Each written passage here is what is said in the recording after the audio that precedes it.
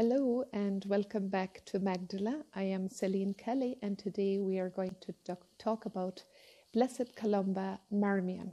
He was born and raised in Dublin, Ireland. He was the seventh child in his family and three of his sisters later became Sisters of Mercy.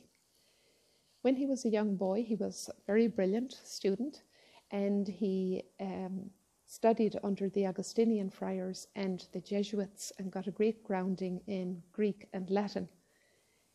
Then he entered the seminary before his 16th birthday and studied philosophy. When he was 19, he graduated and went to Rome, where he continued his theological studies, and there he won the gold medal and was ordained at the age of 23. He came back to Ireland due to his health wasn't very good, forfeiting a possibility of studying his doctorate in Rome. And then in Ireland he worked as a parish priest and helped in the seminary giving classes. He was chaplain to a group of sisters, and he also helped in the women's prison in Dublin. But 5.5 years into his ministry as a diocesan priest, he changed to become a Benedictine monk. And the reason for this, he tells us, is when he was a student in Rome, he visited Monte Cassino and saw a beautiful picture of Saint Benedict in Subiaco praying. And he felt in his heart and heard in his soul the words, "The Master is there and wants to talk with you." And so he felt a deep, deep call to this contemplative lifestyle, monastic lifestyle. And so 5.5 years after his ordination, he joined the Benedictines and didn't get to go where he really wanted to go, which was Australia, doing some mission work. Instead, he was sent to Belgium.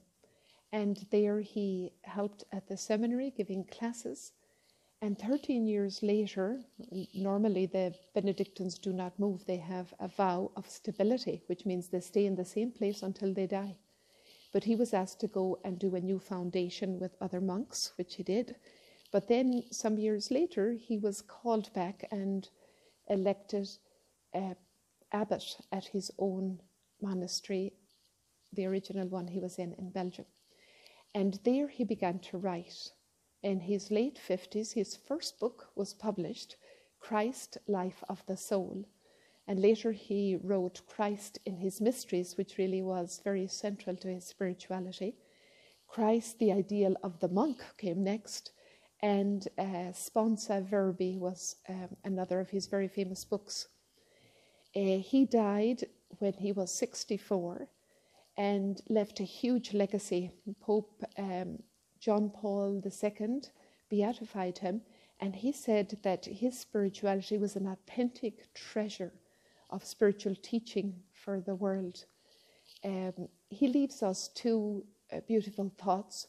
One is his insistence in Eucharistic adoration. He says to adore Christ is the most important thing in our lives. And secondly, he reflected on the rosary and said that just as David picked up those little pebbles and with his sling slew the giant, so too the power of the rosary is very great, and each bead is like a little pebble that we pray to honor the Lord and walk with Mary. God bless you.